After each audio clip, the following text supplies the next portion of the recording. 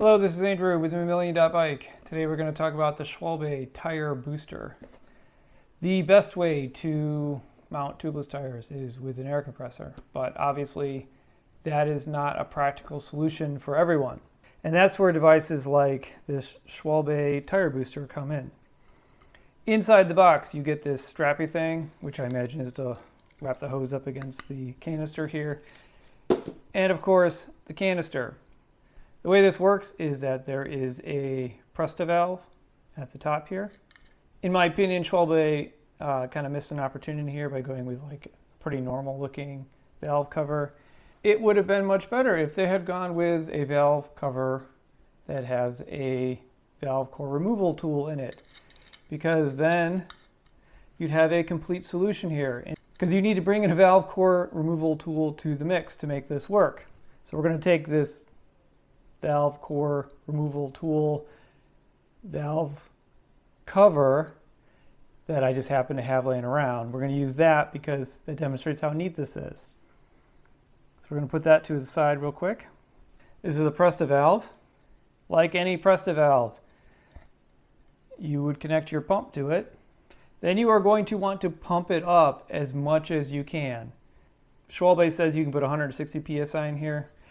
I'm sure that's possible, but I don't have the arm strength or body weight to make that work, so I just go to 150. I'm going to quickly pump that up. I'm going to cut that out so you don't have to watch me struggling. Hopefully you can see here that I have 150 psi on there. I leave this connected, and we're going to talk about why in 1 second. We have a large volume, or largish volume tire here on this tubeless setup. I tested this on a whole bunch of different rims and a whole bunch of different tires. GB5000 tubeless TL, a bunch of different gravel tires. This is a WTB Riddler 45C. We're going to use this one because it demonstrates a point. If you struggle with any tube or tire combination, the answer for most of those problems is beadwax or some other kind of bead lubricant. Schwalbe has their own bead lubricant product. I imagine it works just as well as the beadwax. But that is the answer for most of the problems that you're going to run into with seating tires. Every combo and tire that I tried, it worked. Kudos to Schwalbe for making a product that works the way that it's supposed to. There is one thing that I'm going to demonstrate with this tire, because this is a 45C. There's a lot of volume here.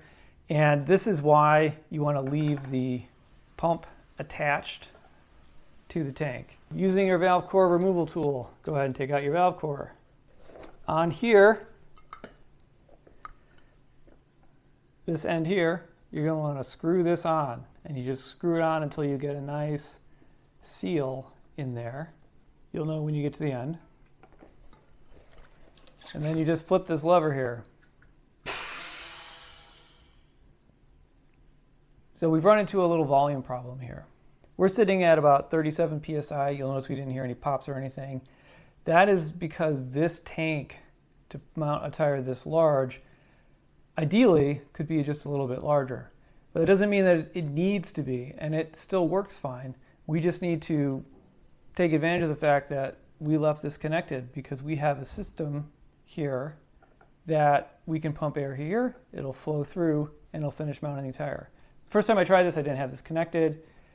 The tire wasn't on enough to stay on the rim, and so it ended up just unmounting. No big deal, worked it out here, and this is, so I just pump it.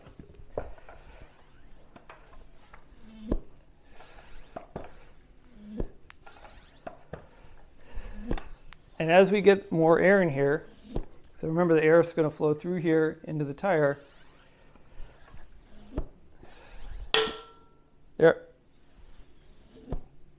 There we go. And now the whole tire is fully seated. What I like to do at this point is turn the valve here so that we have now shut off the air in the tire from the air in the tank. You'll leave whatever air is in here, in this case 39 psi, and we need to slowly take this thing off because all the air that's in here is going to rush out. And this is another place where I think that Schwalbe kind of missed an opportunity.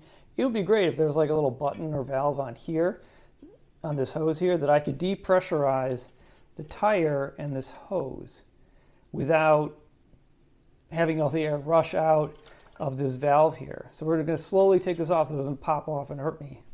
It would be nice if we could do this in a more controlled way.